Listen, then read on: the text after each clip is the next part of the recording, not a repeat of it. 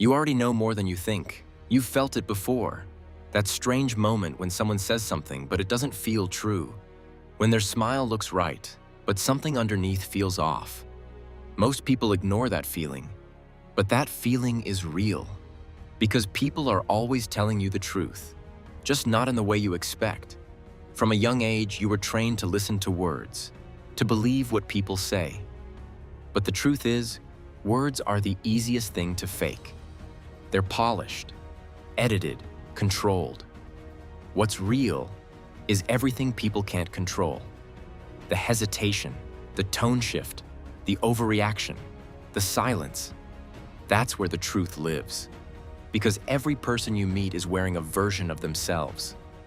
Not because they're fake, but because they're trying to survive. They've learned, over time, what gets them accepted, what keeps them safe, what avoids rejection. So they build a mask, and after a while, they forget it's even a mask. But here's the thing, masks are never perfect. They slip. And if you know how to look, you'll start to see it everywhere. You'll notice that the person who talks the most about being real is often the most afraid of being seen. The one who constantly says, "I don't care what anyone thinks," cares more than anyone in the room. Because people don't reveal themselves through what they say. They reveal themselves through what they overdo. Exaggeration is never random. It's compensation. When someone keeps repeating something about themselves, they're not trying to convince you. They're trying to convince themselves. And that's your first shift. Stop listening to what people claim. I should start watching what they defend. Because what someone defends is where they feel weak. If someone gets uncomfortable when a certain topic comes up, if they change the subject too quickly, laugh it off, or give a rehearsed answer, you've just found something real. Truth creates tension. And people avoid tension when it gets too close to something they haven't faced yet. But it goes deeper than that. Because most of what people do isn't driven by desire, it's driven by fear. Think about it. Why does someone over-explain themselves? Why do they try so hard to impress? Why do they stay quiet when they should speak, or speak when they should stay quiet? It's not random, it's fear. Fear of being rejected, fear of being ignored, fear of not being enough.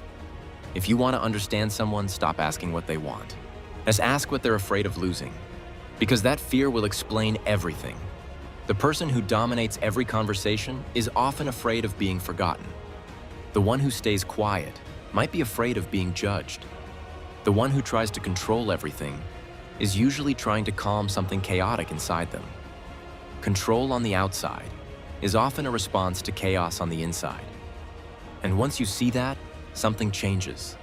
You stop taking things personally, because you realize most people aren't reacting to you.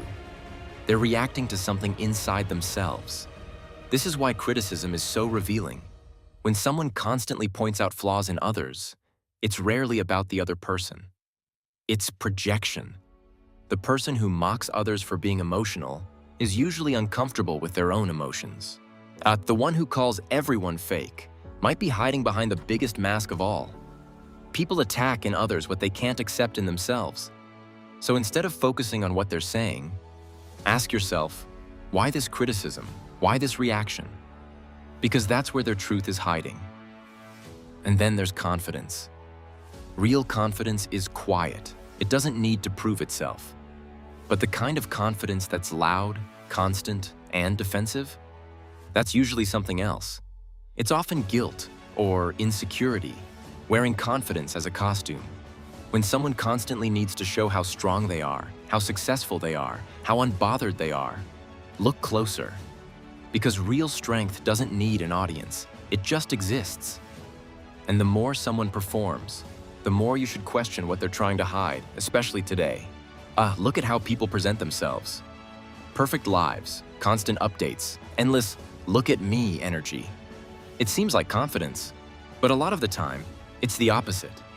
It's a fear of being invisible, a fear of not mattering. So people create noise because silence feels like disappearing. And when you understand that, you stop judging. Because you start seeing the pattern. Behind every behavior, there's a reason. Behind every reaction, there's a story. And most of those stories start a long time ago. People don't just act randomly. They repeat. They repeat what they learned. They repeat what they survived. They repeat what once protected them. The person who never listens might have grown up feeling unheard. The one who avoids closeness might have learned that connection leads to pain. The one who constantly seeks validation, might have had to earn love instead of receiving it. So what looks like personality is often just history playing itself out. And here's where it gets even more interesting. Sometimes the people we judge the most are reflecting something back to us. Because envy doesn't always look like admiration. Sometimes it looks like criticism. The person who constantly tears someone else down isn't always doing it out of hate. Sometimes they're doing it because that person represents something they wish they could be. Freedom, confidence, success. But instead of admitting that, they reject it. Because it's easier to criticize than to confront what you feel you lack. And once you see that, you stop being affected by it. Because you understand, it's not really about you. It never was. And finally, the most important shift of all, patterns. People might lie with words. They might hide their feelings. They might even believe their own stories. But their patterns? Those don't lie.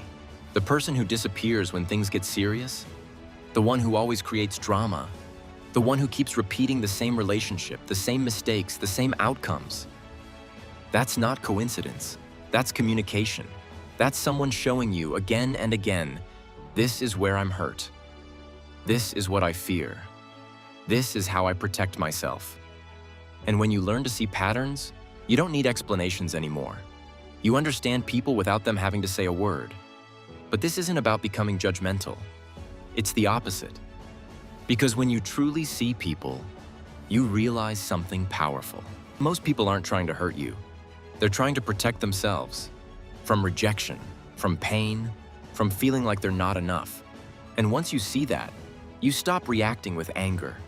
You start responding with awareness, maybe even compassion, because you recognize the same patterns in yourself, your own fears, your own defenses, your own mask.